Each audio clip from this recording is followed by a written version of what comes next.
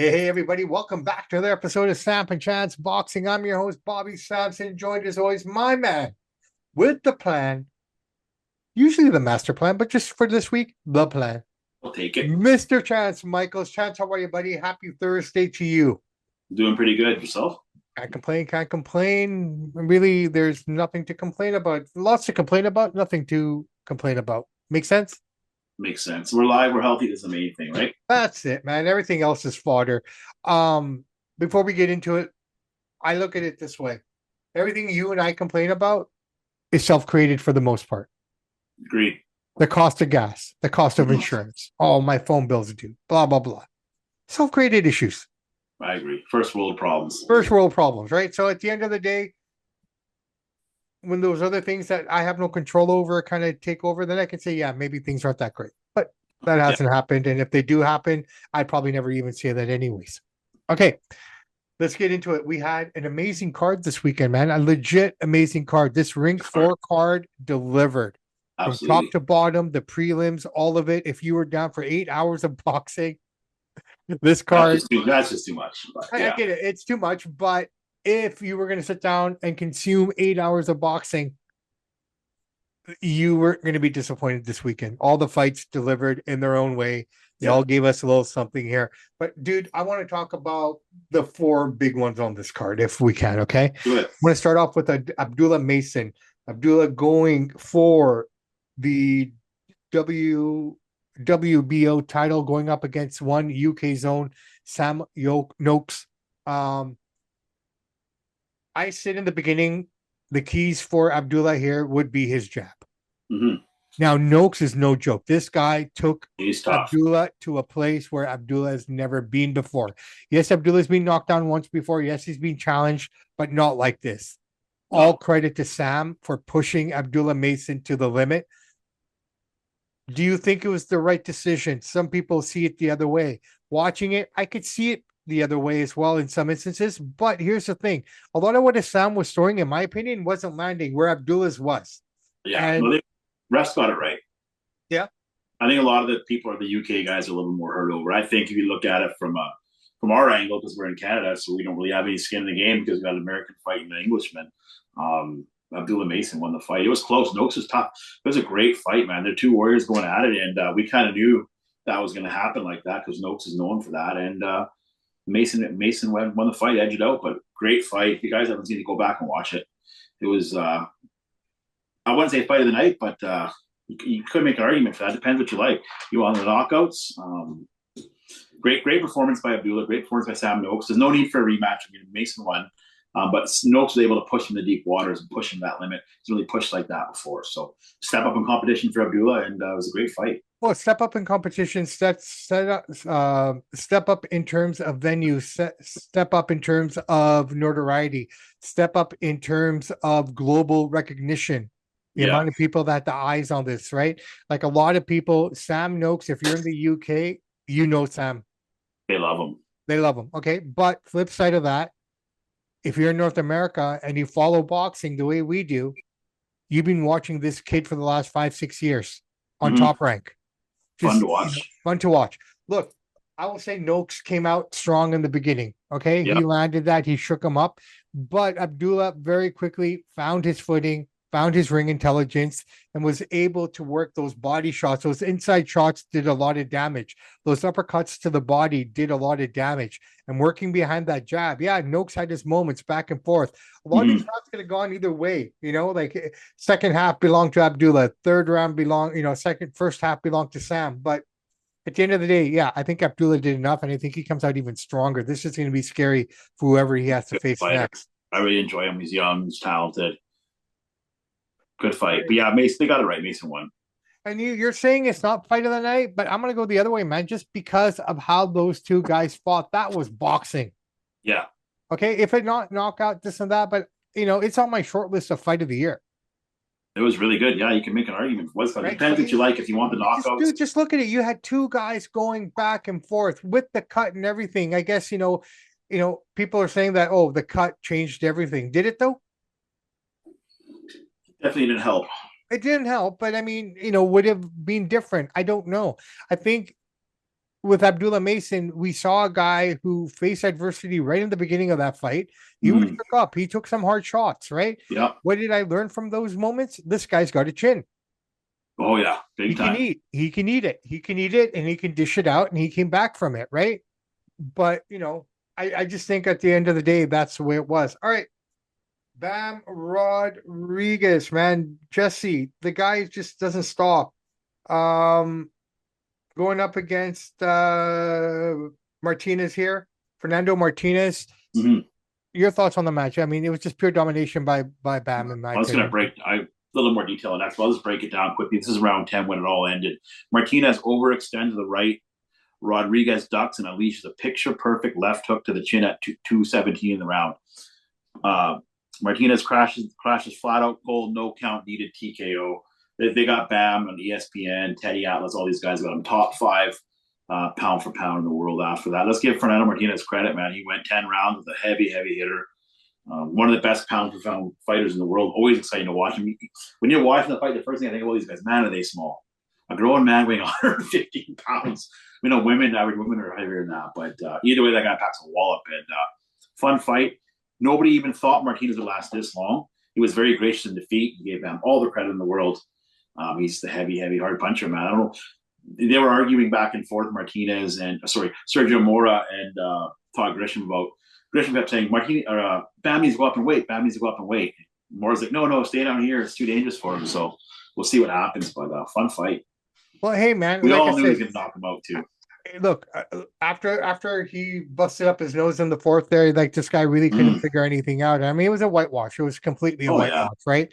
Um, I guess we don't have much to say about Now that. Bam's got WBA, WBC, WBO, and the ring titles. He does. He's missing And one. now he's eyeing the IBF champion for undisputed against Will Baldo Garcia. We'll see if that happens. Well, I think that's the next fight to happen because I mean, ultimately, there's only three names that are connected here, in my opinion: Inoue, Nakatani, and Mm-hmm. Bam. If Bam will come up and wait, though, I don't know he's If going to come up Bam big, will come but up and wait, but I think God, is he small though? Holy cow! he's tiny. Maybe that's where he stops.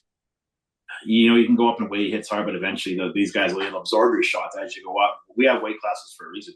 So maybe get up to 122, maybe he gets up to 118, but at 115 is he's top. I agree. He's got to be a top five, top 6, 7 pound for pound fighter in the world for sure. He was quietly doing his thing, man. He's not. You can't say nothing against the guy. He's just destroying everyone they put in front of him, right? I That's all mean, you can do. it's all you can do. You can't Fun to complain. watch. You can't blame him for beating everyone up? Nope. And when he fights, he's gonna knock somebody out. Right? That's a No. fun bonus. You just don't know when it's coming, but you always he's gonna knock him down now. Then you caught him. All right. Beautiful. Devin Haney becomes 3-weight ruler, 3-time weight division champion here. Brian Norman Jr., a lot of hype on Brian, nothing against him. Guy's young, still has a lot to prove. But Devin Haney showed us why he's Devin Haney. Devin Haney showed us why there are levels to this. Mm-hmm. And it was completely evident. First round, I gave to Norman, no problem. I thought he did what he was supposed to do in that round, and he got that round. But that flash knockdown of the second round, Haney showing us that he still has power. Probably took a lot of shit from us, from all the people like us and others out there saying he's got no power. He has no power. He can only finish fights, right? In 12 rounds. Now we know what he's working on. He's working on that hook, right? So you got him. Yeah, this fight was man versus boy. It was totally lopsided. Couple rounds again. Considering they're only 2-3 years difference. Yeah, but I was saying not an age. Was talking about levels here. Yeah. Norman was definitely overhyped. Now I have a big write up on X about it, but a lot of people are saying now after the fact, well, he didn't accumulate the climate well. He came in late to Saudi Arabia. Well, that's his problem. If you came in late, you weren't ready, you weren't rested, that's your problem. You're paid millions of dollars, you're a professional fighter, too damn bad. Now, Stephen A. Smith would say too damn bad. That's just too bad for you. Haney had to do the same thing you did. I'm going to break down really quick here. By the way, Haney performance of the night, because we were all dogging him. He did lose to Loma. Nobody can deny that. But we were all dogging Haney. Came off the knockout. Didn't look great against Ramirez. And now here he is. And he beat him pillar to post. But Haney's performance was masterclass in technical boxing, addressing prior criticisms of his output. He threw more than Ramirez's fight, but this time he focused on quality. The second round knockdown, a short right hand to an overcommitted Norman was pivotal, sapping Norman's aggression. Haney's jab neutralized Norman's power, and his ring generalship limited exchanges frustrating the younger fighter, and he didn't know what to do. His nose is broken. Hey, I'll give Norman credit. A lot of guys in nose breaks, they give up. He didn't give up. He went hard, but he just isn't as skilled as Devin Haney. And Devin Haney's on a whole other level than Brian Norman Jr. And that's Well, dude, I gave Haney all the rounds from 3 to 8. I think 9 and 10 were Norman rounds where he actually put him on the back foot a little bit and kind of pushed him around a little by bit. then. But No, yeah, I get it. But if he was going to get that power out, it would have been there. That was his window, right? But the right guy won, man. Haney did the job. He got it done. So let's see where it's next now. Where do we go? Where do we go? Well, right now Haney's the king at 147, so we'll see. You got Connor Ben, who's looking for a fight. Nah, I don't think Haney needs to fight him. Hey, Connor needs to prove himself. Yeah, he beat up old slow Eubank. Well, that's great in the UK.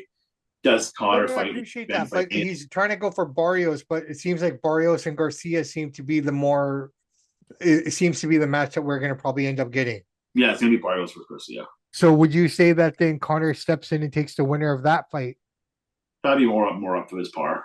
Because those are the two guys that he's looking for. Well, you want to see Connor versus Garcia because the way those guys are going to smack talk each other, yeah, the height, the way the mouthy guys, that'd be fun fight. Just the build up would be fun.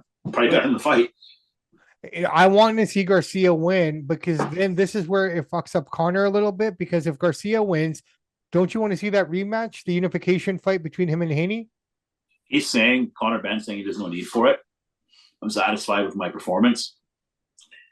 Not saying that he won't, but that's just kind of what he said. Well, the only belt he's interested is in that WBA, the WBC belt, the one that his dad held. And Barrio has it. Maybe we'll see. Maybe we're going to see Haney versus Boots. I mean, I don't know. I don't know what they're going to do. Yeah, but Boots going to go down? Boots is at 154 now, man. Why would he go down? Back? Why would he come back and go against his legacy? He's got to fight somebody. Who? Boots. He's got to fight some start fighting some Ramirez. Or Haney. Ortiz. Yeah, or Haney will come up. But Haney wants Boots, so we'll see. No, I appreciate that. If he comes up, he comes up. But I'm saying the fight to make right now is Boots and Ortiz. Yeah, I agree. That's the next fight for Boots. And Ortiz. I'm not saying they're going to fight next, but that's just kind of what they're saying. You know, there's Rollies around there. Yeah, but there's no other fights right now. This is the only fight that makes sense for either one of those guys. I think honestly, if Garcia beats Barrios, you're going to see Haney Garcia part 2. There's the money. It says I said that as well. That's why I said that sucks for Connor. We'll see. If Garcia beats Barrios, which he should, then you're probably going to get that unification fight because now both guys got a strap. There's history there, right? The loss is being expunged. So the story already writes itself right there, man. Sorry, UK, but this is a North American matchup. Yeah. There's a lot of Haney's got a lot of options here. He looked great. He was the performance of the night was Haney because we all knew what David was going to do, right? Anybody with a brain in their head knew what was going to happen, but we weren't sure with Haney because Norman has got the power. He's young. I get that. And so when Haney came out and shut everybody up. No, I appreciate that, but for me, I think I still say Abdullah versus Noakes was fight of the night just because of the war. Yeah, but I'm not saying the Haney fight was fight of the night. It was kind of a boring fight. I'm saying Haney had the best performance of the night because we all doubted him. Clarified. Fair play. Yes, he did. All right. Yeah, fight of the night, I could agree was Mason Noakes, just for the two warriors smashing on each other, right? Now, did we witness a man get emasculated in the final fight of the night? It was a great performance, man. David hits hard. You know, Yard was a game opponent. He's trying to say that he never really got hurt. He only got really hurt with that one shot there. Supposed to say that. Yeah. And they asked him who hits harder, better be Ev or David. He said better be Ev. We don't know. He gets to be saying that sour grapes, but they keep putting him in front of David and he keeps winning, man. I mean, I don't know what else they want the guy to do. Outside of his nonsense with Canelo, the man's done nothing wrong. I don't know why people hate on it, right? Like, I mean, he's going for the big fight like everyone else is. Some of that street attitude that he brings. And actually, I saw a cool thing with him on an interview. They said, build your perfect fighter. Chin, Triple G, footwork, Manny Pacquiao. He actually thinks the way I think of boxing.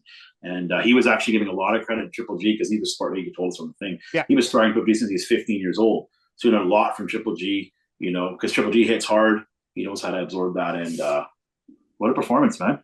It was solid, man. I mean, it was just one-sided from beginning to end. Oh, yeah. I know the referee could have stopped it in the 6th, but they didn't. And that's just my own sour grapes. Yeah. But the reality of it is, we saw David Benavidez do David Benavidez, Mhm. right? He did the same thing I think it's around to round. Andrade. Andrade didn't even get up off the stool.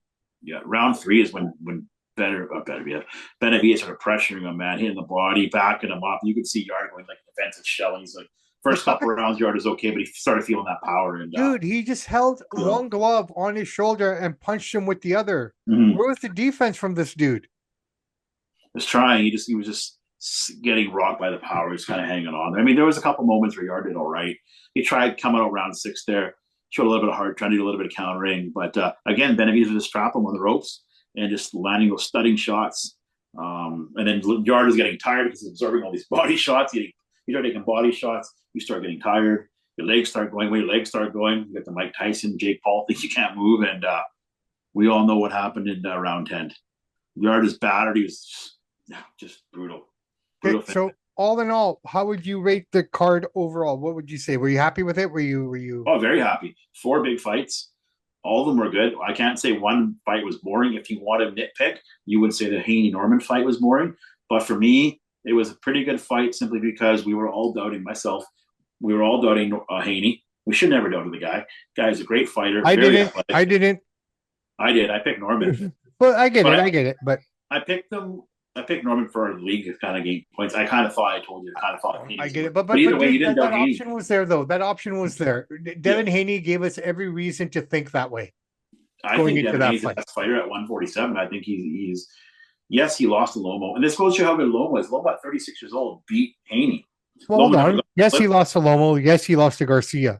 Mm-hmm. Well, technically, we'll take the Garcia one off because of steroids. Yeah, but then we could say the same thing for Triple G. Why that has to be across the table then? Yeah.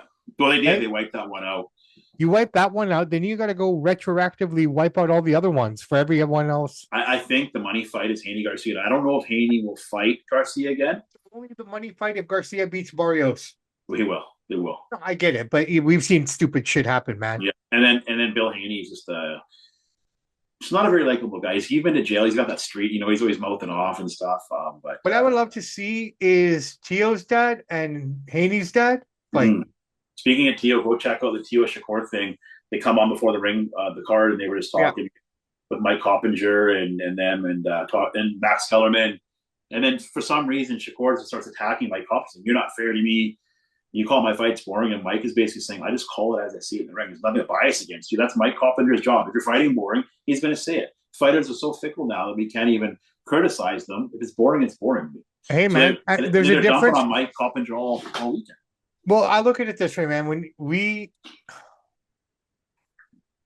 malicious criticism is one thing. Yeah. Tactical criticism is a completely different thing. Okay. Mm-hmm. If you attack me maliciously, yes, I can be upset. But if you're saying to me, hey, your levels could be a little bit better, your enunciation could be a little bit better this way, or the way you broach this topic and present it could be better. And those are constructive criticisms. And the thing I didn't like, and I like Mike Coppinger. The thing I didn't like about Shakur doing that is you come out there, you try to embarrass the guy. If I was Mike, and he kind of said, I would say, listen, I am paid to tell the truth. Exactly. Some of your fights are boring, and I stand by that. It's not against you. You're a great fighter. You're undefeated. And Tio is just sitting there. He's just laughing. He's such an instigator. I love Tio. And he's just kind of like laughing or whatever. And I love Shakir. Dude, I love Shakir. He's one of my favorite fighters, right? But the reality of it is he plays it safe. Let's call it what it is, right? There's nothing wrong with saying that. No, it's not, because he fights safe. He doesn't take chances. He doesn't put himself out there. Tio puts himself out there. And Coppinger attracted to the safe guy or the guy who's willing to take the leap. Give me Tio fight any day. You know what? And the thing Coppinger just said, I am paid well, and my duty is to be honest to the fans. What I call it as I see it. It's nothing against you. I'm not saying you're a bad dad. I'm not saying you're a piece of crap. I am saying some of your fights are boring. That's the truth. So what? It is. But the thing is, to appreciate Shakir Stevenson, you're not a casual boxing fan. You got to be a fully immersed, fully understanding the dynamics of boxing. When you know all the guys in all the divisions and you know who's who, as we do for the most part, You know, our boxing league kind of puts us on our toes Well, because let's be honest. Some of those fights are obscure as hell. no, they're obscure as hell, right? And That's like between you and I, between you and I, when I went to the between boxing fights on Thursday. That's like me saying there's 2 pro fights. We want to break these fights down, huh?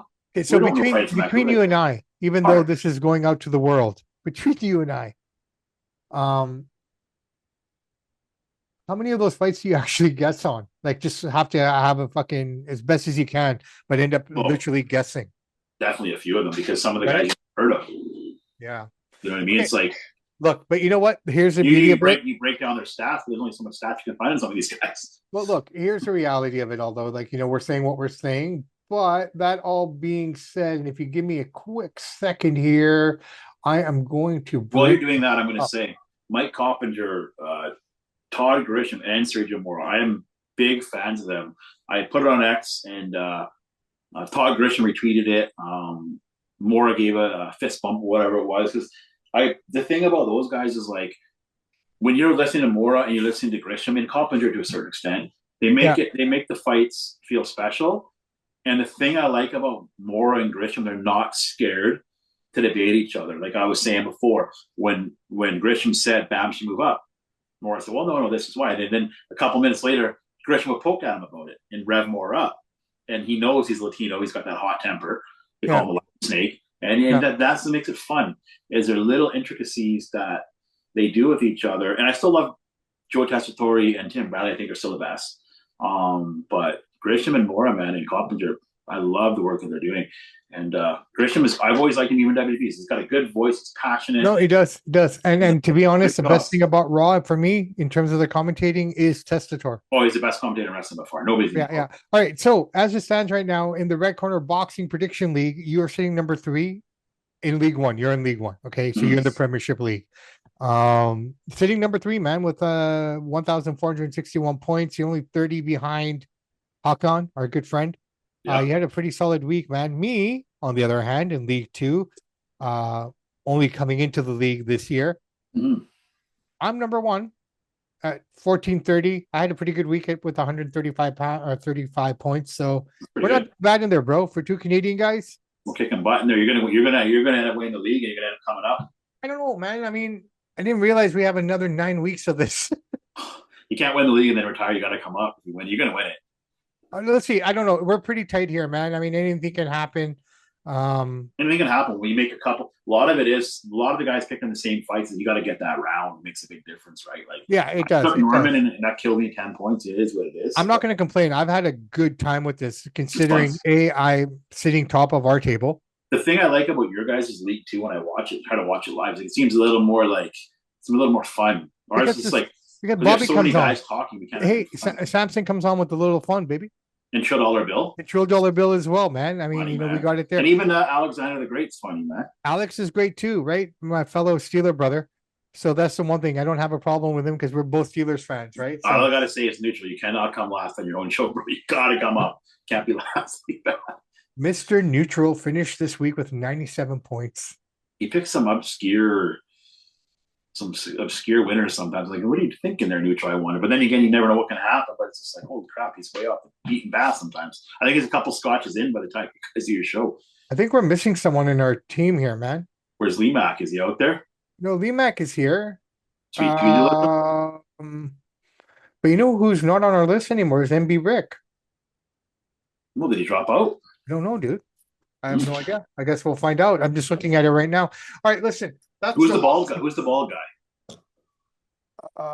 The old bald guy. That might be Sweet Pugilism. You know what I mean? The bald guy comes on sometimes. Lee Mack?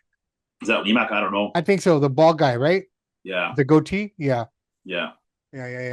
But the winner of League 2 last year, Rise Boxing, he's I think I'm doing better than him. All right, well, that's good, man. He's sitting at So anyways, Boxing League, everything going on. Guy, there's not much going on this week, by the way. Not any big fights that we're gonna break down for a show. Because at the end of the day, these podcasts are what? They're entertainment. And unless you're a hardcore fan, there's no fights coming out that we're really gonna break down because all right. So Chance, we're getting to the end here. I want to bring something up. I want to talk about this a little bit if you're up to it. Yes, do it.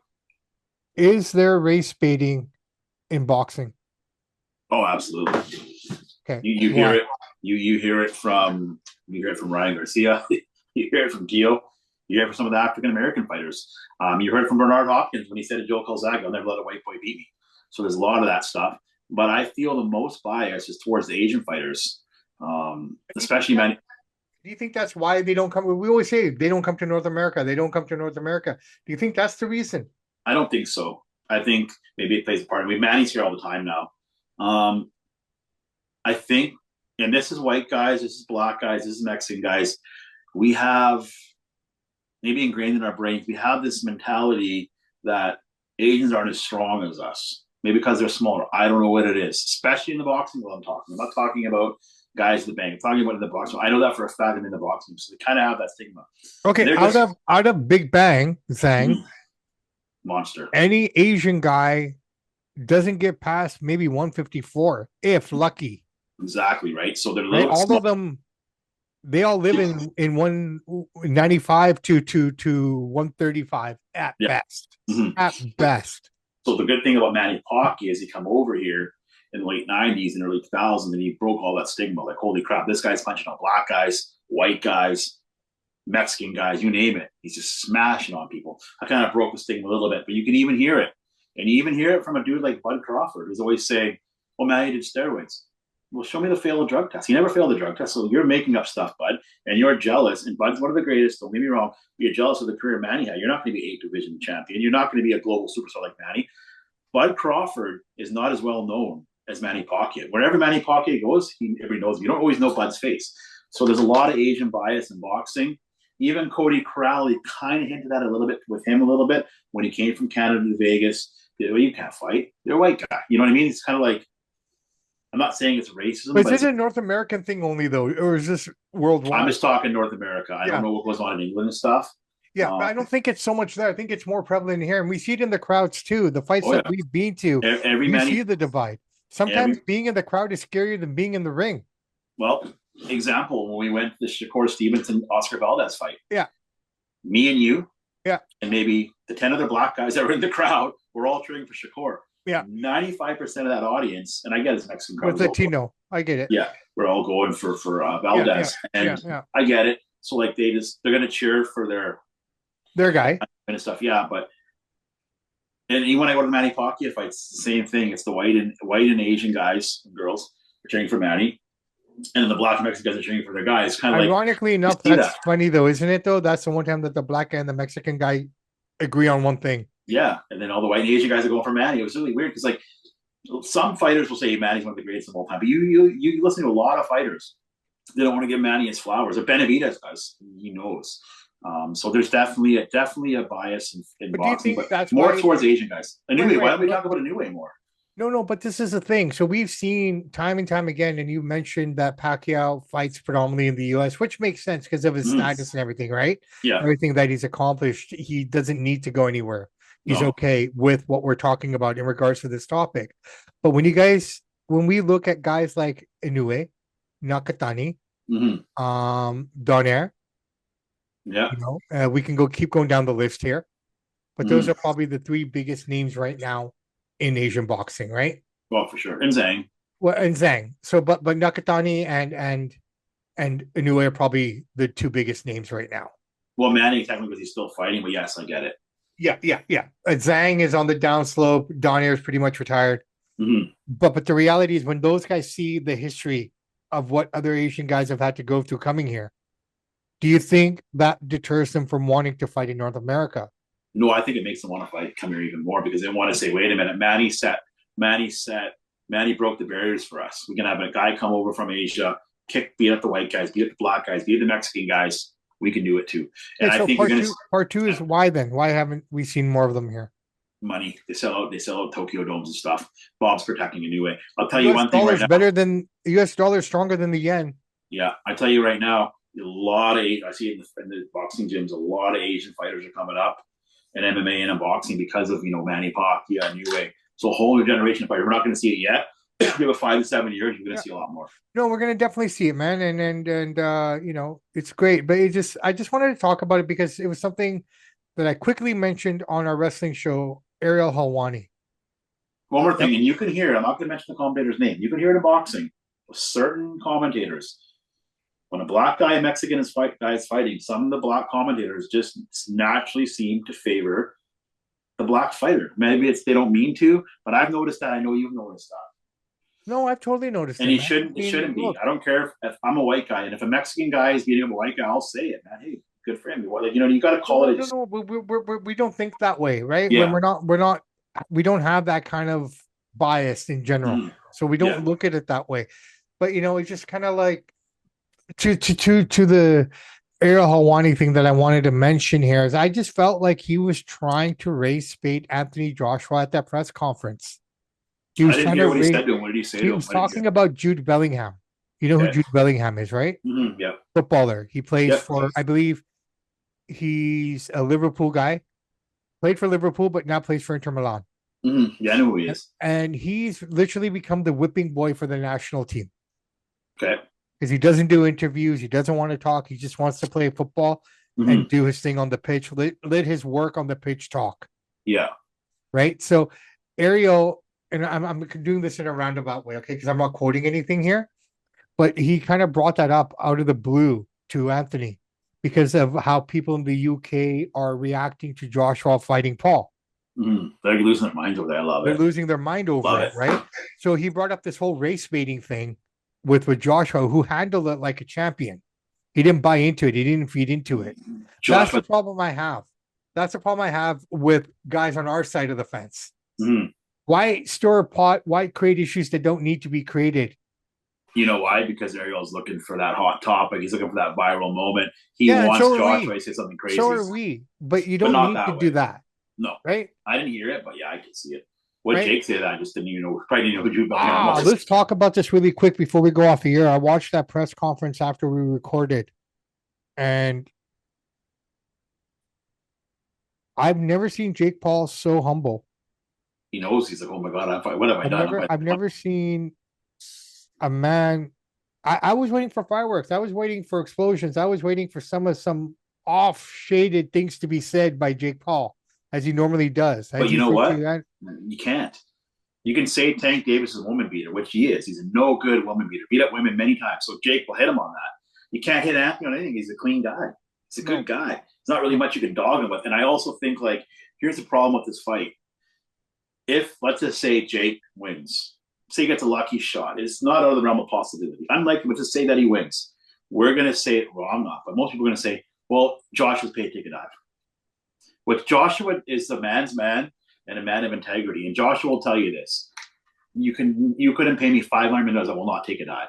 Joshua will not take a dive. Joshua, 90% chance will win. But if he doesn't win, we're going to say the fight was rigged. And all these guys that say Jake rigs his fight, show me the paperwork that the fight's rigged. Because you ask Anderson Silva, Tyron Woodley, Chavez Jr., Tommy Fury, everybody that he's fought. Yeah, Nate Robinson. Nate Robinson, yeah. They all said, the fights are not fixed. He just beat us. That's it. And it's like, to fix a fight, you have to get at this level. Like, yes, at the lower level that we're at, yes, Jerry could pay somebody $500 to take it out. Nobody's going to know. But when you're talking millions of dollars and you got all the commission around you, for you to fix a fight, it takes a lot of work.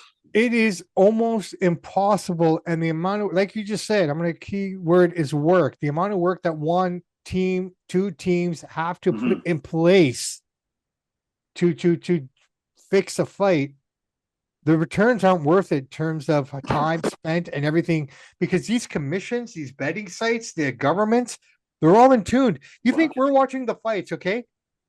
You know how, like in hockey, baseball, they have their control rooms in New York, right, to review plays. The same thing with boxing. Oh, yeah. The FBI has one section cornered off where they're watching all the fights and seeing all the odds. And well, wait a minute, why is this guy jumping up all of a sudden? You know what I mean? And don't forget that somebody in the camp would say something. Oh yeah, Joshua took a $20 million to take a fall. It would leak out, right? Just like the Sonny Liston Muhammad Ali thing leaked out. Eventually, it leaks out. So has there been fights fixed at the lower levels? Sure. Probably, yeah, but not in this caliber. I don't think so. No, and even at this caliber, probably in the 50s and 60s, if it was going to happen. Yeah, when the mob was involved, and you were told, right? your legs cut off, you don't lose. Right? Like, I mean, Rocky Marciano, take nothing away from him, but is he really 50-0? Who knows? Just saying. Just saying. Yeah. I'll tell you one thing. The thing they say about Jake Paul, yeah, he fights 10 rounds, 8 rounds. That's how he manipulates the contract. Fine. But he's not telling you $10 million to take a dive. There's no way he's doing that. And nobody, until somebody shows me the proof, I won't believe it. After watching that presser, I am more intrigued by this fight now, just because of what Jake's demeanor was completely. Yeah, he knows. Right? Then you got Joshua on the other side where Alwani says, "Hey, you look really happy." He goes, "Oh no, this isn't happiness. I'm just ready to go to war." And then when they stood for the first time ever in a Jake Paul situation, did he look little? It's so funny. I was looking at his chest. He's such a good entertainer. Like, looks at his chest. Oh crap, this guy's a monster, right? Like, you got to give Jake credit for taking this fight. If he gets knocked out, he's got nothing to lose. Look, honestly, I just hope he doesn't get hurt. No, he won't. I hope not, but you never know, right? Like, and check out this undercard here quickly. It's pretty funny, man. Tyrone Woodley versus Anderson Silva. Two guys. Really? You know what? I guess he's just like, you know what? I'll give you guys a rub off. We got Baumgartner's fighting. Yeah, those are the marquee names there. But yeah, Tyrone Woodley versus Anderson Silva. Both guys is beat up. And Francis it's free on Netflix, right? It's free on Netflix, so why not? It's entertainment. I'm fine with it. It's funny how they both had jabs for Nagano, eh? Who did? Both Jake and AJ. Yeah. Oh, dude. Right? Well, Nagano said that he felt insulted to be offered the fight. Well, you're missing out a couple $100 million. Right? I love what Tyson Fury's doing. He's like, he's chinny. Joshua's chinny. Paul's going to knock him out. Yeah. Tyson knows deep down Joshua's going to knock him out. He's just messing with Joshua. So you know by Tyson doing that, we're going to see Tyson Joshua. And what I think the interesting for me here is, yes, we're looking at February in the summer for Joshua in terms of what's next, right? But we can't look past this, obviously. But the fact that he's training with Team Usyk makes me very interested. That's like Usyk is saying two things. Number one, I want to train you to beat Fury. Number two, how dare Jake Paul? I want you to beat Jake Paul too. That's like Usyk's thing. Usyk's first class. He's going to fight again soon too. So I mean, like, he hasn't trained with Usyk per se, from what I understand. Usyk has been in and out of there, but he's training. He's telling him. Yeah, he's training with Igor and those guys now, man. And even Ben, what's his name? It's the trainer Ben. Which guy? His trainer, the guy he was working with right now. Who? Usyk? You know, before coming over to Usyk. Sorry, I apologize, man. He was fighting under Ben. Fury's former trainer too. Oh, why can't I remember his name? I see his face. Ben Davison? Ben Davison, thank you. Yeah, even Ben Davison told him to go. Yeah. You know, the funny thing is here, dude, is that if I'm Paul's manager, I tell him I say you're not fighting Joshua. What's the point? You can fight another big name who's closer in your size. I think the reason why Jake's fighting Joshua is because everybody's saying, he's too big for Tank. And Tank beat up that chick. Jake's like, I'm done with him. Nobody's giving Jake credit for that. He just cost Tank $40-50 million, saying you're not fighting because you keep beating up women. Get lost. Jake called the fight off because of that. Why is nobody not giving him credit for being a good guy? Why is nobody give him credit for all the women he puts on the cards? Yeah. No. Hey, man, look. We're talking promoter versus boxer. Two different things here, right? I get that. Even as a boxer, he's still promoter. He still cut out Tank. He still got to fought Tank. Said, "Well, I don't believe the charges." I think one thing that people have to understand here, and I'm not giving people are not giving Jake enough credit for, is the fact how fast he tried to put a fight together so he could pay the other people who were going to lose out. Yep. Okay. Jake doesn't need this fight. Joshua does not need this fight. Well, okay, maybe the fight, but they don't need the paydays. No, they're so rich. Okay, they don't need the money. But everyone else on that card beneath them, maybe not Woodley and Anderson. They're all right. They're not filthy rich, but they're okay. But they can use a few more million. But everyone else underneath that card needed that payday. So the fact that he's willing to put everything on the line of himself to fight a guy. Like, you went from one extreme where you were the guys, looking at air, and the guy was looking at your chest, to the guy looking at the chest. Like, what an extreme. Why don't you just find someone of your same size a little bit? Bud agreed to the fight, but he wanted to do it in the new year. Jake wanted to go now. Jake wants it now because of the other fighters. Bud would have boxed circles around him, but Bud probably wouldn't have hurt him like Joshua can hurt You know what I mean? I think the difference with Bud and Joshua, if he were to fight Bud, you'd get a Floyd Connor type of fight where he'd play with him Yeah, and then finish him in 8 or 9 to get the value for it. yeah. Right? Make him look strong, but then finish him when it needs to be done. Mm-hmm.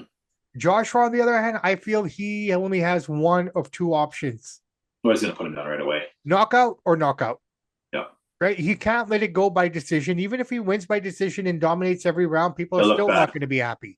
Yeah. He only has one option, knockout. And that's what's going to make this fight hard for him. You're punching down, and the guy knows what your game plan is. Yeah. So we're going to see if Jake learns anything here. That's it. Plain and simple. Looking forward to it. Looking forward to it. And because of the humanitarian side of Jake Paul, people understand, hate him, love him, whatnot. He's putting everything on the line here so the undercard can have their payday, which was taken away from them. And let's not forget the #1 boxing promoter for female boxing. So, exactly. And he cut off Tank Davis for abusing women. So, I mean, but not a bad guy. There you go. So, respect to Jake Paul. I'm saying it. Yep. Respect to Jake Paul. Respect to Jake Paul. If he was going to fight Tank, respect to Jake Paul. Because at the end of the day, these cards are for the other people on it, not him. Let's not forget our buddy Hawkman, who goes to all the MVP cards. He says those are the most reasonably priced cards. I know he doesn't have all the big names on them, but most reasonably priced cards, best access to the fighters and ring announcers that you're ever going to get. I agree. I mean, the smaller the venue, the better the access, right? Yeah. So there you go. Fantastic. All right, guys. World boxing history, Canadian boxing history, anything? Yep, we got this one, American boxing history here. The Easton assassin Larry Holmes scored a ruthless first-round TKO of Marvis Fraser while defending the lineal heavyweight title at Caesars Palace Sports Pavilion in Las Vegas this week, 1983, 42 years ago. Holmes won the WBC title again. He won the WBC title again and the WBA belt being passed around between him, Ken Norton, and all that. Larry Holmes, one and only. They say the best jab of all time. Fantastic. Canadian history. We got nothing for Canadian history, but I'll just say the fights that I went to last Thursday, I caught about the last hour and a half of it. Sure. It was no boxing. It was MMA show, kickboxing show. About 600 people. Pretty good on a Thursday night. Yeah, and local hometown fighter Andrew Fraser knocked out a guy with a head kick. But he was getting up. He's got to his knee. Just kicked him front foot right to the face. Nose exploded. Yeah, dude, I'm only 5 minutes away from there, man. Next time, let me know. Yeah, well, I wasn't going to go. I didn't think I'd get out of there in time from work. And I was like, I'm out a little bit early. I was going to go walk in there. It would have been perfect for me. I would have just come straight from doing my service. Yeah, Fraser Hall there. You've been there before, Fraser Hall. I had my wedding reception there. Yeah, the only downfall of the whole, because I'm friends with the motor, the only downfall of the night was there wasn't, because they have like an Indian buffet there, wasn't many people eating food and buying drinks because of Thursday night work nights. People weren't buying the bar up and eating. But I said that's what happens on a Thursday, right? You're not going to get hammered on Thursday.